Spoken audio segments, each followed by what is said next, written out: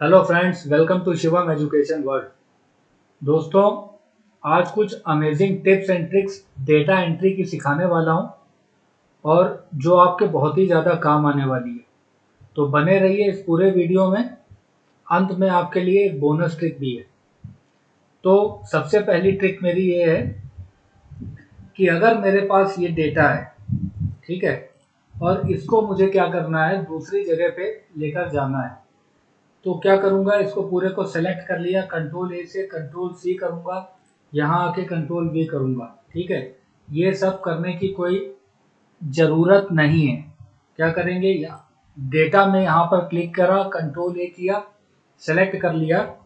इसके बाद यहाँ पर आप कर्सर रखें, कंट्रोल प्रेस करें और जहाँ पर आपको कॉपी बनानी है आप आराम से उठा के इसको वहाँ पर ले जाइए, कॉपी बना लीजिए। यहाँ पर देखिए, ये कर्सर रखा, कंट्रोल प्रेस किया और इसको यहाँ पर जहाँ पर आपको ले जाना है तो कंट्रोल सी कंट्रोल वी करने की कोई ज़रूरत नहीं होती। दूसरा ट्रिक है मेरा, क्लिपबोर्ड का बेहतरीन यूज़ हम कर सकते हैं। किस तरह से, यहाँ पर देखिए मेरे पास ये डाटा है सेल्स 1 और ये डेटा है सेल्स 2। तो अगर मैं आपसे कहूँ कि मुझे यहाँ सेल्स 1 में जैन से लेकर जून तक का डेटा चाहिए, तो मैं करूँगा यहाँ कंट्रोल सी और कंट्रोल वी। और यहाँ मैं आपसे कहूँ कि जुलाई से लेकर दिसंबर तक का डेटा चाहिए, तो यहाँ करूँगा कंट्रोल सी, यहाँ करूँगा कंट्रोल वी। इसी तरह से तो करूँगा। ये तरीका बिल्कुल गलत है, टाइम टेकन प्रोसेस है। मैं क्या करूँगा, यहाँ पर जाऊँगा होम टैब में, ये क्लिपबोर्ड यहाँ पर देख रहे हैं आप, ये जो साइन है यहाँ पे क्लिक करके क्लिपबोर्ड में यहाँ पर ले लूँगा। ठीक है, और यहाँ पर क्लिपबोर्ड क्या करता है, जो भी हम कॉपी करते हैं वो यहाँ पर स्टोर हो जाता है और वहां से हम इसको पेस्ट करा सकते हैं। तो सबसे पहले मैं क्या करूंगा, यहाँ से जैन से लेकर जून तक का डेटा मैंने किया कंट्रोल सी, और यहाँ पर जुलाई से लेकर दिसंबर तक का डेटा किया कंट्रोल सी। और यहाँ पर देखिए स्टोर होता जा रहा है। जहां पर मुझे यहाँ इसको लेकर जाना है वहां पर कर्सर रखा, यहाँ से कर दिया पेस्ट ऑल। ये देखिए मेरा काम हो गया। इसके अलावा अगर मुझे केवल यही ये वाला मार्च का डेटा चाहिए, कंट्रोल सी करूंगा तो ये देखिए यहाँ पर सेव हो गया। मई का चाहिए, यहाँ कंट्रोल सी किया, यहाँ सेव हो गया। सितंबर का कंट्रोल सी, यहाँ सेव हो गया। दिसंबर का चाहिए मुझे केवल, कंट्रोल सी, यहाँ सेव हो गया। अब मैं क्या करूंगा, अगर मुझे केवल यही डेटा चाहिए, पहले मैं इसको पूरा क्लियर कर देता हूँ। मुझे क्या चाहिए, सेल्स 2 में जैन का, अप्रैल का, सितंबर का और दिसंबर का डेटा चाहिए। तो मैंने इसको सेलेक्ट किया, कंट्रोल सी, ये सेलेक्ट किया, कंट्रोल सी, ये सेलेक्ट किया, कंट्रोल सी, ये सेलेक्ट किया, कंट्रोल सी, फिर ये सेलेक्ट किया, कंट्रोल सी। और एक बार में कंट्रोल सी करना है, ये नहीं कि बार बार कंट्रोल सी कंट्रोल वी। और जहां पर लेकर जाना है वहां कर्सर रखा, यहाँ पर मान लीजिए यहाँ पर मुझे लेकर जाना और यहाँ पर पेस्ट ऑल कर दिया, तो उतना ही डेटा जो मुझे चाहिए था वो यहाँ पर आ गया। इसके अलावा कहीं पर भी ये डेटा आपको चाहिए तो वहाँ कर्सर रखिए और इस पर क्लिक कर दीजिए। ये देखिए, कर्सर रखिए और इस पर क्लिक कर दीजिए। ये देखिए वो डेटा पेस्ट होकर आ जाएगा। इसके अलावा एक और मैं आपको बता देता हूँ, ये ड्रॉप डाउन एरो देख रहे हैं आप, इस पर क्लिक करेंगे तो मूव का ये ऑप्शन आ जाएगा। क्लिपबोर्ड को आप कहीं पर भी ले जाके मूव करा के रख सकते हैं इस तरह से। तो ट्रिक नंबर 3 है मेरी, यहाँ पर मेरी रिक्वायरमेंट क्या है, मेरी रिक्वायरमेंट ये है कि मेरे पास ये डेटा सेट है दोस्तों, इसको मैंने कंट्रोल ऐसे कर लिया सेलेक्ट। इसके बेस पर मुझे बनाना है चार्ट या ग्राफ। तो इसको सेलेक्ट करने के बाद मैं कीबोर्ड से करूंगा ऑल्ट के साथ F1, तो ये चार्ट मेरे लिए आ जाएगा ऑल्ट के साथ F1। ये शॉर्टकट है ऑल्ट F1। और दूसरा डायग्राम भी बनाना है दूसरे तरीके का, तो इसको राइट क्लिक ऐसे करके इसको ड्रैग करके यहाँ से ले जाएंगे और यहाँ पर कॉपी कर देंगे। अब इसका अगर मुझे कोई और डिजाइन चाहिए तो मैं क्या करूँगा, यहाँ से चेंज चार्ट टाइप में चला जाऊँगा, यहाँ से मैं ये फाइल ले लेता हूँ और इसको कर देता हूँ ओके। तो ये दो तरह का चार्ट यहाँ पर बन के आ गया। अब यहाँ पर मैं अगर कोई चेंज करता हूँ तो यहाँ दोनों आप ग्राफ में देखेंगे यहाँ पर चेंजमेंट हो रहा है। ये देखिए दोनों ग्राफ में चेंजमेंट हो रहा है। तो क्या शॉर्टकट था, ऑल्ट के साथ F1। नेक्स्ट ट्रिक में चलेंगे। यहां पर मेरी रिक्वायरमेंट क्या है दोस्तों, ये मेरे पास डेटा है और इसके बेस पर मैं बनाऊंगा चार्ट। Alt F9 किया, जो अभी मैं आपको बता चुका हूं। और अब मेरी रिक्वायरमेंट ये है कि अगर मैं यहाँ पर कोई डेटा ऐड करता हूँ इस सोर्स डेटा में, यहाँ पर मैं कोई कॉलम ऐड करता हूँ, मैं यहाँ सेल्स 2 ले लेता हूँ अगर, और यहाँ पर मैं डेटा ऐड कर देता हूँ,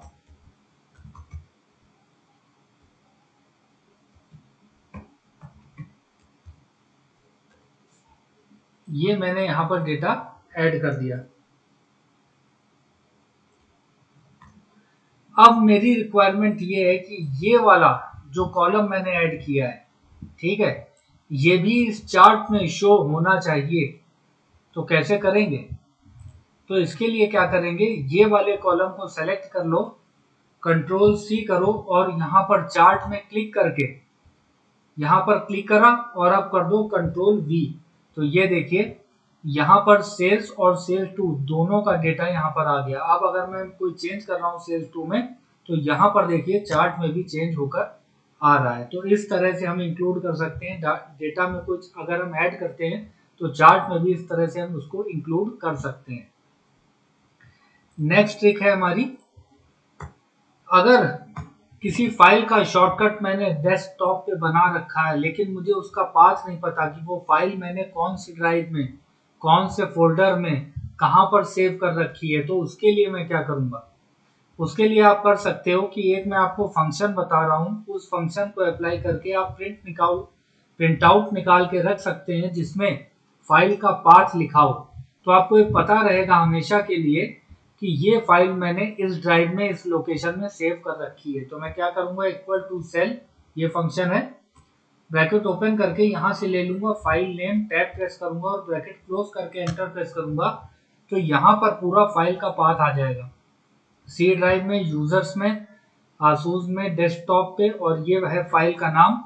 और यहाँ पर जो शीट खुली हुई है वो आखिरी में शीट का नाम भी आ जाएगा।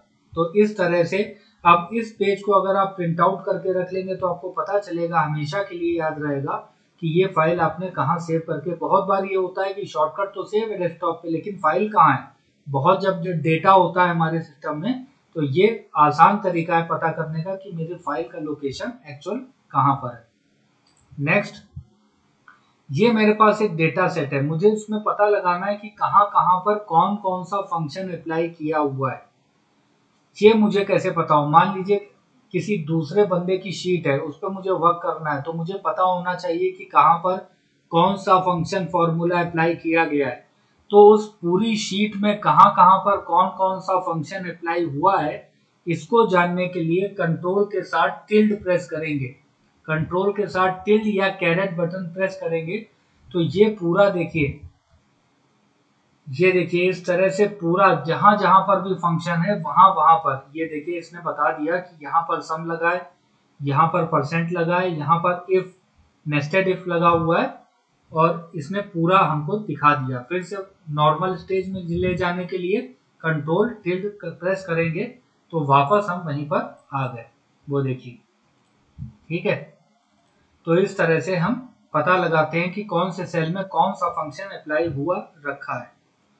नेक्स्ट, अगर मैं आपसे कहूं कि ऐड करने में, रेंज लेने में बहुत ज्यादा मुझे समस्याओं का सामना करना पड़ता है, तो क्या करें, कुछ ऐसा शॉर्टकट है क्या, ऐसा कुछ शॉर्टकट है क्या कि मैं बिना रेंज को सेलेक्ट किए हुए सम कर सकूं। मतलब यहां पर मुझे केमिस्ट्री के और इंग्लिश के मार्क्स का टोटल निकालना है, तो मैं क्या करूंगा, यहाँ केमिस्ट्री का क्या करूंगा, ऑटो सम, ये करूंगा, ये मैंने अप्लाई किया। यहाँ पर इंग्लिश का मैं क्या करूंगा, auto sum, alt equal to, ये अप्लाई करूंगा। और यहाँ पर फिर मैं किसी और सेल में जाके इन दोनों का सम कर दूंगा, ये लिया कॉमा ये लिया, तो इन दोनों का सम होकर आ गया, केमिस्ट्री और इंग्लिश का सम होकर आ गया। मुझे रेंज सेलेक्ट नहीं करना, तो कोई उपाय बताओ। तो उसके लिए बहुत बेहतरीन तरीका बताने जा रहा हूं।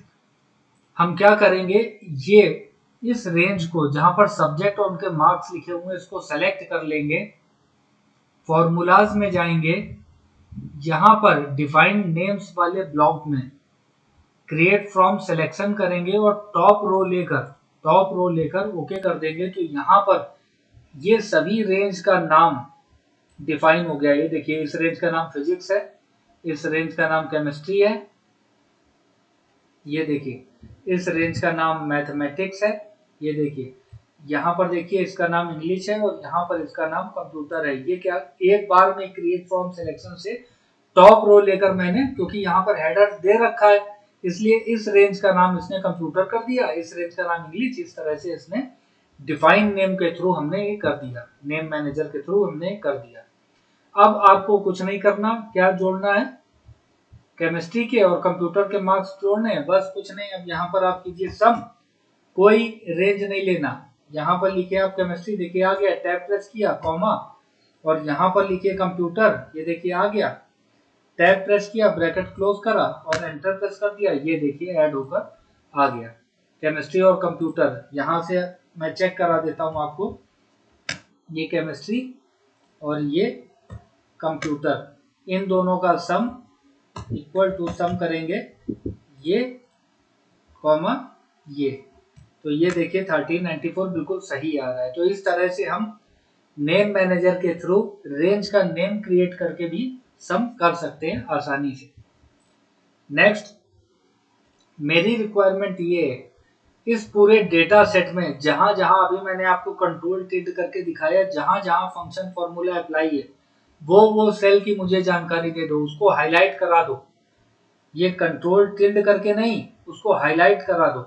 तो क्या करेंगे, कंट्रोल ए से, यहाँ डेटा में कहीं कर्सर रखा, कंट्रोल ए से सिलेक्ट ऑल करा और F5 प्रेस किया, गो टू में गए, स्पेशल में गए और यहाँ फॉर्मूलाज में क्लिक किया और यहाँ पर नंबर और टेक्स्ट में चेक रहने दिया और लॉजिकल और एरर्स में हटा दिया और ओके किया। तो वो सेल सेलेक्ट हो गए जहां पर फॉर्मूलाज अप्लाई हैं नंबर और टेक्स्ट में। अब यहां से इसको क्या करा, मैंने हाईलाइट करा दिया, ये देखिए इसको मैंने हाईलाइट करा दिया, बोल्ड कर दिया।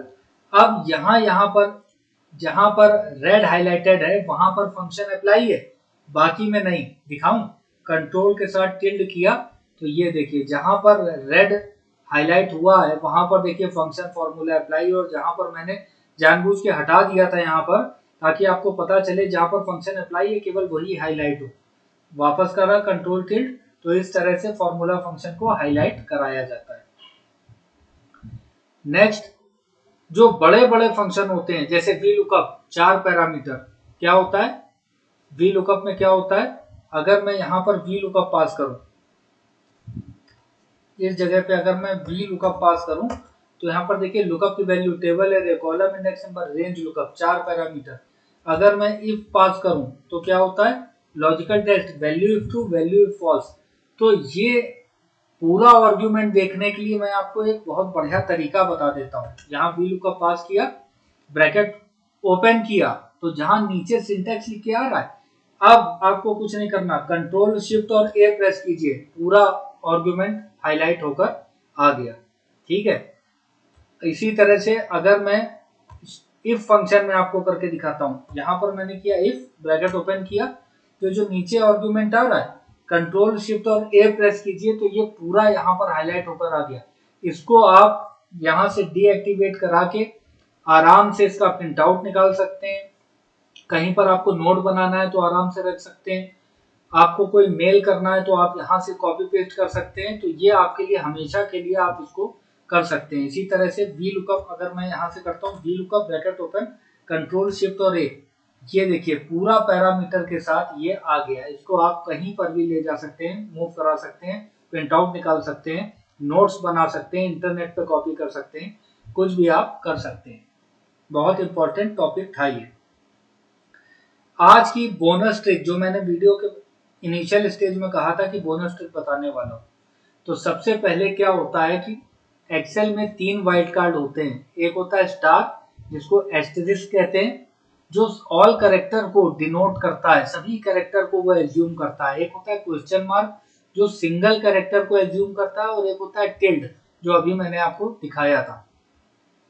तो यहाँ पर हम एस्टेरिस्क स्टार का यूज करके क्या करेंगे, फर्स्ट नेम को लेकर आएंगे और यहाँ पर लास्ट नेम को लेकर आएंगे किसी भी फंक्शन की सहायता के बिना, केवल रिप्लेस से। कैसे, इसको मैंने सेलेक्ट किया और कंट्रोल एच किया, रिप्लेस में मैं पहुंच गया और मुझे यहाँ पर क्या करना है, केवल फर्स्ट नेम लाना है। तो मैं क्या करूं, स्पेस और स्पेस के बाद का सब हटा दूं।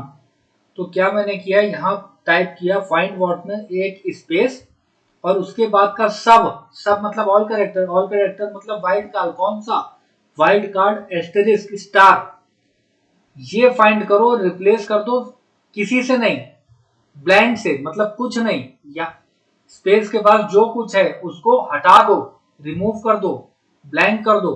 तो यहाँ अब रिप्लेस ऑल करेंगे तो ये देखिए क्या आ गया, फर्स्ट नेम आ गया बिना किसी फंक्शन की सहायता के। ठीक इसी तरह से यहाँ मुझे लास्ट नेम लाना है बिना किसी फंक्शन की सहायता से, तो कंट्रोल एच किया और अब मैं क्या करूंगा, लास्ट नेम लाने के लिए क्या, स्पेस के पहले का सब कुछ हटा दो और स्पेस हटा दो, तो स्टार और एक स्पेस, ये ठीक है, स्टार मतलब कुछ भी लिखा हो उसके बाद एक स्पेस को रिप्लेस कर दो ब्लैंक से। तो यहाँ रिप्लेस विद में कुछ नहीं और रिप्लेस ऑल करूंगा तो ये देखिए लास्ट नेम लिखा आ गया। तो मुझे उम्मीद है आपको ये वीडियो बहुत ही पसंद आया होगा, आपकी स्किल इनहेंस हुई होगी। अपनी लाइफ में इसी तरह से वैल्यू ऐड करते रहिए, ग्रोथ करते रहिए। Thank you friends, have a nice day, take care.